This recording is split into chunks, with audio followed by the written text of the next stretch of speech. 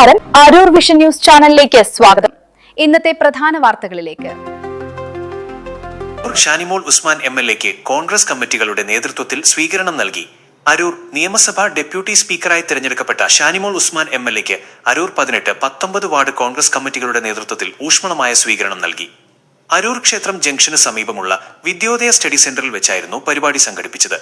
സ്വീകരണ ചടങ്ങിനോടനുബന്ധിച്ച് വിദ്യാർത്ഥികൾക്കുള്ള പഠനോപകരണ വിതരണവും +2 പരീക്ഷയിൽ ഉന്നത വിജയം നേടിയവരെ ആദരിക്കലും നടന്നു. 17, 18 വാർഡുകളിൽ നിന്നും +2 പരീക്ഷയിൽ മികച്ച വിജയം കൈവരിച്ച വിദ്യാർത്ഥികളെ എംഎൽഎ ഉപഹാരം നൽകി ആദരിച്ചു. സ്കൂൾ തലത്തിൽ പഠിക്കുന്ന കുട്ടികൾക്കായിരുന്നു പഠനോപകരണങ്ങൾ വിതരണം ചെയ്തത്.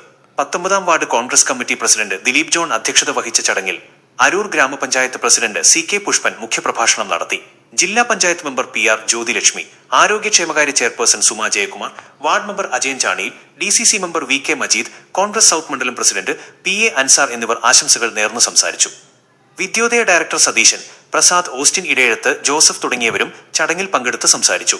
മുഹമ്മദ് ഫൈസൽ പരിപാടിക്ക് സ്വാഗതം ആശംസിച്ചു.